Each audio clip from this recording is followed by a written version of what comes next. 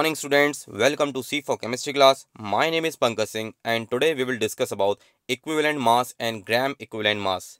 So earlier we have studied about the molarity and molality and in depth we have studied the basic concept of the molarity जहाँ पर हमने ये समझा कि how the number of moles of the solute dissolve in a liter solution is called as molarity and number of moles of the solute dissolved in a per kg of solvent is known as molality.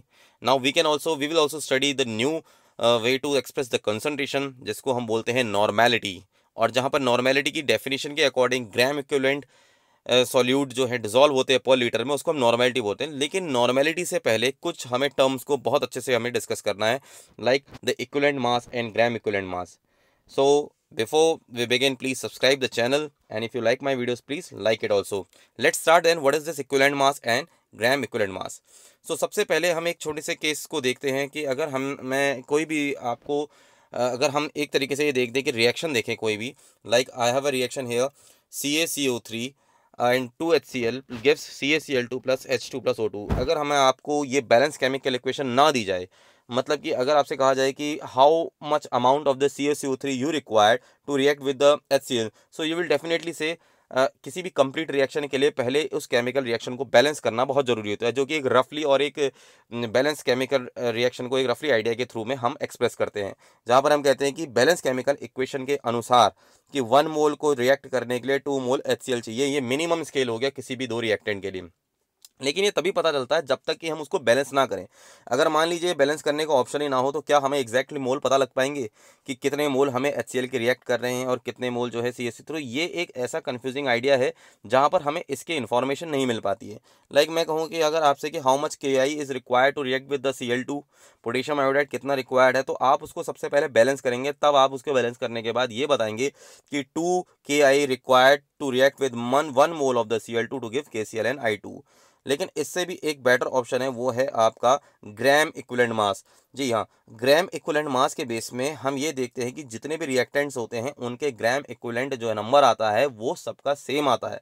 यानी अगर मुझे पता लगे कि मुझे Ki और यानी potassium iodide और Cl2 को ऐड करना है तो मुझे क्या करना पड़ेगा मैं उसके ग्राम इक्विवेलेंट निकालूँ। मैं किसी का एक का ग्राम इक्विवेलेंट निकालूँ या दूसरे का नहीं, दोनों का ग्राम इक्विवेलेंट सेम आएगा। तो यहाँ पर हम ग्राम इक्विवेलेंट के बेस में बिल्कुल एग्जैक्ट नतीजे पर पहुँचते हैं कि कितना अमाउंट हमें रिएक्टेंट का और कितना प्रोडक्ट का मिलेगा, यानी कितना रिएक्टेंट्स जितने भी रिएक्ट कर रहे हैं उनके ग्राम इक्विवेलेंट बिल्कुल बराबर होंगे, सेम होंगे। वहीं मोल्स जो होते हैं डिफरेंट होते हैं, मास भी डिफरेंट हो सकते हैं, लेकिन ग्राम इक्विवेलेंट जो होते हैं रिएक्टेंट्स के सेम आते हैं।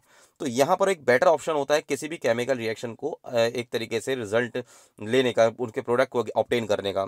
So we will discuss about the gram equivalent mass later. For a while we need to understand what is the equivalent mass. So सबसे पहले हम equivalent mass समझते हैं, फिर हम देखेंगे कि gram equivalent mass होता क्या है। So let's start then. Listen, equivalent mass का मतलब होता है किसी भी molecular weight. Now molecular weight के बारे में तो हम जानते हैं, molar mass, molecular mass and gram atomic mass. तो मॉलिकुलर वेट और उसको हम उसके वैलेंसी फैक्टर से अगर डिवाइड कर दें तो वो इक्विवेलेंट मास कहलाता है, यानी molecular weight per unit of the valency factor. अब ये वैलेंसी फैक्टर कैसे वेरी करता है?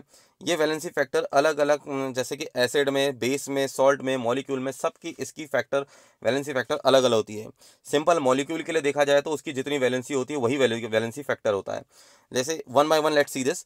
अगर हमारे पास एसिड है तो एसिड के लिए हम जानते हैं कि acid is that substance which gives the H positive ion. ये एक बेसिक एसिड की सबसे पहली डेफिनेशन होती है कि जितने वो H पॉजिटिव आयन दे रहा है, अगर वो H पॉजिटिव आयन दे रहा है तो एसिड है। अब देखते हैं कितने H पॉजिटिव आयन दे रहा है। यहाँ पर HCl जो है 1 H पॉजिटिव आयन देता है, तो हम कहेंगे इसकी बेसिसिटी 1 है। लेकिन वहीं पर ही अगर हम H2SO4 देखें तो हम जानते हैं H2SO4 जब डिसोशिएट होगा तो वो 2H पॉजिटिव आयन देगा, तो हम ये बोलेंगे इसकी बेसिसिटी 2 है, यानी it is giving the number of H positive ion. तो number of H positive ion if it comes 2, so basicity is 2। If it comes 1 then basicity is 1। Please remember यहाँ पर एक वर्ड बेसिसिटी यूज कर रहा हूँ acid के लिए, and for acid it will be use as and for base it will be use as acidity.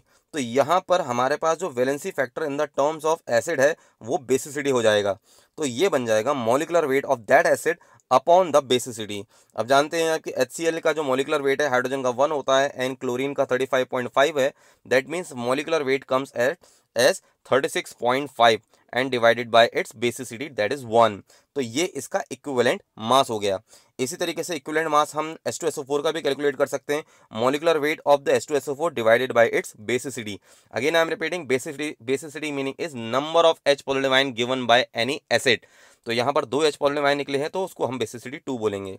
Let's see the other examples of the oxo acids of the phosphorus. यहाँ पर हम oxo acids देख सकते हैं 3 phosphorus के, ये हैं H3PO4, H3PO3 और H3PO2। तो यहाँ पर जो आपके H3PO4 है इसको हम फॉस्फोरिक एसिड बोलते हैं, H3PO3 को फॉस्फोरस एसिड बोलते हैं और H3PO2 को हाइपोफॉस्फोरस एसिड बोला जाता है। अब आप सबसे पहले इनके स्ट्रक्चर्स ड्रॉ करेंगे। On the basis of structure बताया जाएगा कि इसकी बेसिसिटी कितनी है, क्योंकि ये एक ऑक्सो एसिड है, यहाँ पर ऑक्सीजन इन्वॉल्व एसिड है। अभी जैसे HCl था वो एक ऑक्सो एसिड नहीं होता है, लेकिन वहीं पर ये H2SO4 ये एक ऑक्सो एसिड है जिनमें ऑक्सीजन जिन हाइड्रोजन से अटैच्ड होते हैं वही हाइड्रोजन जो है किसी भी सॉल्यूशन में जो है H पॉजिटिव के फॉर्म में निकलते हैं। ये देख सकते हैं जहाँ जहाँ पर भी O के साथ लगे हुए H पॉजिटिव हाइड्रोजन होंगे। ये इसलिए भी होता है क्योंकि हाइड्रोजन यहाँ पर ऑक्सीजन जो इलेक्ट्रोनेगेटिव एलिमेंट है और वो हाइड्रोजन के इलेक्ट्रॉन को अपनी तरफ धीरे धीरे शेयर्ड पेयर को खींचने लगता है, जिससे कि टेंडेंसी पानी में जाने के बाद ये अट्रैक्टिव फोर्स कम हो जाता है। पानी जो कि एक डाइलेक्ट्रिक सॉल्वेंट होता है वो ब्रेक कर देता है इनके अट्रैक्टिव फोर्स को और H पॉजिटिव रिलीज हो जाता है। तो इस तरीके से ऑक्सीजन के साथ अटैच्ड हाइड्रोजन जो है वही हाइड्रोजन रिलीज होंगे। तो हम हर किसी के स्ट्रक्चर को देख सकते हैं, P double bond O, OH OH OH। तो यहाँ से 3 हाइड्रोजन जो हैं 3 ऑक्सीजन से अटैच्ड हैं, तो इस केस में 3 हाइड्रोजन निकलेंगे। तो यानी इसकी जो बेसिसिटी है वो हो जाएगी 3। तो अगर हम इसके इक्विवेलेंट मास को निकालें तो वो निकालने का तरीका यही हो गया कि molecular weight divided by its basicity. इस केस में देखा जाए कि फॉस्फोरस हाइड्रोजन से अटैच्ड है। अब प्लीज़ रिमेंबर यहाँ पर कि फॉस्फोरस ने हाइड्रोजन को रिलीज क्यों नहीं किया लाइक ऑक्सीजन, क्योंकि फॉस्फोरस उतना इलेक्ट्रोनेगेटिव एलिमेंट नहीं है जितना कि ऑक्सीजन है। तो यहाँ पर बॉन्ड जो है वो कम्प्लीटली या हम कहें बहुत ज़्यादा अमाउंट में कोवलेंट है। तो इस तरीके से जैसे ही ऑक्सीजन हाइड्रोजन के साथ अटैच्ड है, ऑक्सीजन हाइड्रोजन के साथ अटैच्ड है, पानी में डाला जाता है तो ये H पॉजिटिव रिलीज होता है। यहाँ से 2 H पॉजिटिव निकलेंगे तो इसलिए इसकी बेसिसिटी हो गई 2। और वहीं हाइपोफॉस्फोरस एसिड में H3PO2 में यहाँ एक हाइड्रोजन इस पॉइंट से निकलेगा तो इसकी बेसिसिटी हो गई है 1। तो हम इस तरीके से इनके इंडिविजुअल इक्विवेलेंट मास निकाल सकते हैं। Again I am repeating, molecular weight divided by its basicity is for the acid. Let's see कि ये वैलिड करता है बेस के लिए भी ऑल्सो। लेट्स सी बेस के लिए हम यहाँ पर वर्ड यूज करेंगे acidity, like I have AlOH whole thrice. तो एल्यूमिनियम हाइड्रोक्साइड में you know this there are 3 OH negative ion can be given by the 1 AlOH whole thrice. यानी एक AlOH होल थ्राइस जो है 3 ऑक्सीजन OH नेगेटिव आयन यानी hydroxyl ion देगा, तो इसलिए इसकी एसिडिटी हो जाएगी 3। वहीं अगर मैं कैल्शियम हाइड्रोक्साइड देखूं तो ये सॉल्यूशन में जाने में 2H पॉजिटिव आयन देगा, तो 2H पॉजिटिव आयन देने के बाद इसकी एसिडिटी हो जाएगी 2। Again I am repeating, for base it will be called as acidity, for acid it will be called as the base. तो इक्विवेलेंट मास निकालने का तरीका बिल्कुल वही है, बस यहाँ पर वैलेंसी फैक्टर जो है बेस के कंपैरिजन में यहाँ पर आ जाता है, बेस के लिए आ जाता है एसिडिटी, यानी molecular weight divided by it's acidity. Molecular weight इनके मोलर मास को निकाल के बनाया जाएगा ऐड करके, जैसे एल्यूमिनियम का 27, ऑक्सीजन का 16, हाइड्रोजन का 1, इन सबको ऐड करके इनके वैलेंसी फैक्टर यानी इनकी एसिडिटी से डिवाइड करके हम इक्विवेलेंट मास को कैलकुलेट कर सकते हैं easily. Now if it comes the turn for the salt, अगर हमारे पास कोई सॉल्ट है तब क्या करेंगे? तो यहाँ पर वैलेंसी फैक्टर, वैसे तो मॉलिकुलर वेट यहाँ पर भी वही रहेगा मोलर मास किसी भी सॉल्ट का, लेकिन जो एक्स है यानी जो वैलेंसी फैक्टर है वो इस समय हो जाएगा total positive charge on cation या फिर एनायन। मैंने यहाँ पर एनायन नहीं लिखा है लेकिन it can be anion also. Now let's see how. देखिए जैसे Na2CO3 एक सॉल्ट है, हमें पता है कि जो Na2CO3 है ये 2Na पॉजिटिव और CO3 2 नेगेटिव से मिलकर बना होता है। तो यहाँ पर कैटायन के ऊपर जो पॉजिटिव चार्ज है वो कितना है? बाय 1। तो 2Na पॉजिटिव है तो यहाँ पर total number of the positive charge कितना हो गया? 2। तो यहाँ पर हम molecular weight divided by total positive charge on cation या फिर total positive charge on anion भी ले सकते हैं। अगर मैं total positive charge on cation करता हूँ तो सोडियम के पास 1 पॉजिटिव चार्ज है और टोटल पॉजिटिव चार्ज यहाँ पर 2 हो गए क्योंकि 2Na पॉजिटिव है। लेकिन वहीं पर ही अगर हम CO3 2 नेगेटिव को लें तो यहाँ overall total number of negative charge on anion is 2। तो either you can take the cation total number charge और you can also take the total number of charge on the anion, तो दोनों में बात सेम होगी। तो यहाँ पर इक्विवेलेंट मास निकालने का तरीका फिर से वही है, molecular weight divided by it's valency factor. Valency factor यहाँ पर चेंज हो जाता है total positive charge on cation और एनायन। यहीं पर ही हम AlCl3 के एग्जाम्पल को भी देख सकते हैं। AlCl3 जब डिसोसिएट होता है तो Al में एल्यूमिनियम के पास 3 पॉजिटिव की उसकी वैलेंसी होती है, यानी 3 इलेक्ट्रॉन रिलीज करता है।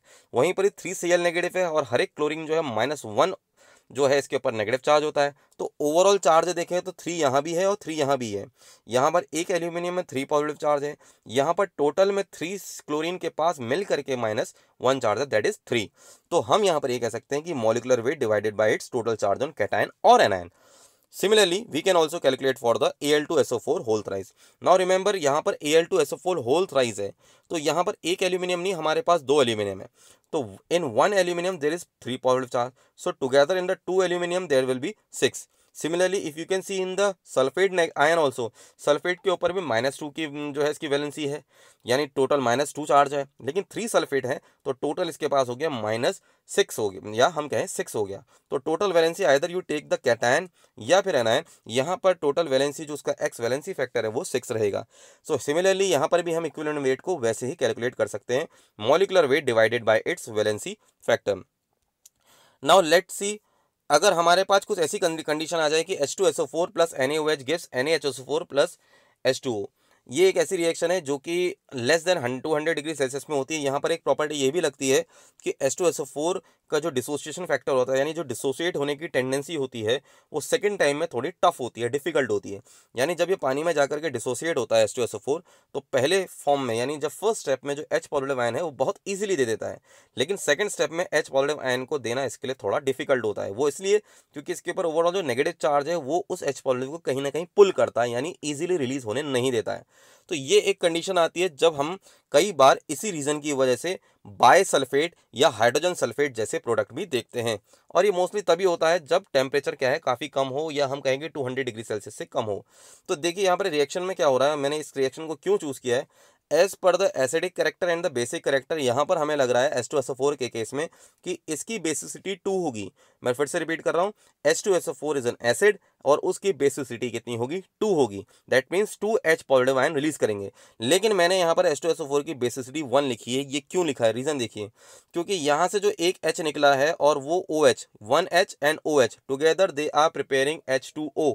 तो यानी एक H निकल के गया है जिसने H2O बनाया, यानी अभी भी एक H वहाँ है। दैट मीन्स इस H2SO4 ने कितने H दिए हैं, ओनली 1। तो दैट मीन्स इसकी बेसिसिटी 1 हो गई है। तो ये भी एक बहुत मोस्ट और इंपॉर्टेंट थिंग है, कई बार हम इसको छोटी छोटी बातों को भूल जाते हैं। So we need to consider these little things by observing the chemical reaction. So here the basicity is 1। So therefore if we are calculating the equivalent mass, तो molecular weight of H2SO4 divided by its basicity. Now it comes the turn for the gram equivalent mass, या फिर number of gram equivalent बोले तो ये क्या होता है। So number of gram equivalent जो एक टर्म है, it is actually given mass of upon equivalent weight. यानी जो हमने अभी इक्विवेलेंट मास कैलकुलेट करना सीखा, ये गिवन मास और इक्विवेलेंट मास के रेशियो के बराबर होता है। तो यहाँ पर से हमें इसके इक्विवेलेंट वेट, अगर हमारे पास इक्विवेलेंट वेट निकालने का तरीका तो ऑलरेडी है, उसके मॉलिक्यूलर वेट को डिवाइड कर देंगे उसकी वैलेंसी फैक्टर से। एसिड के लिए बेसिसिटी, बेस के लिए एसिडिटी और सॉल्ट के लिए टोटल नंबर ऑफ कैटायन। लेकिन अगर हमें ऑलरेडी गिवन मास भी दिया है, तो हम उसके अगर इक्विवेलेंट वेट से कैलकुलेट करें तो हमें नंबर ऑफ ग्राम इक्विवेलेंट मिल जाएंगे। लाइक यहाँ पर मैंने एक एग्जांपल लिया है कि आपको 0.4 ग्राम जो है NaOH दिया हुआ है। अब NaOH दिया है तो डेफिनेटली इसमें OH नेगेटिव आयन एक ही होगा, एक NaOH केवल एक OH नेगेटिव दे सकता है, तो इसका मतलब इसकी एसिडिटी हो गई 1। क्योंकि हम जानते हैं कि हम इसका मॉलिक्यूलर वेट इजीली निकाल सकते हैं इनके ग्राम एटॉमिक मास के सम को ऐड करके। तो molecular weight divided by it's acidity, तो 40 यहाँ पर इसका इक्विवेलेंट वेट आ गया या इक्विवेलेंट मास आ गया। तो यहाँ पर इक्विवेलेंट मास 40 आया, अगर मैं इसको इसके गिवन मास से डिवाइड कर दूं या गिवन मास को इसके इक्विवेलेंट वेट से डिवाइड कर दूं, तो हमें नंबर ऑफ ग्राम इक्विवेलेंट मिल जाएंगे।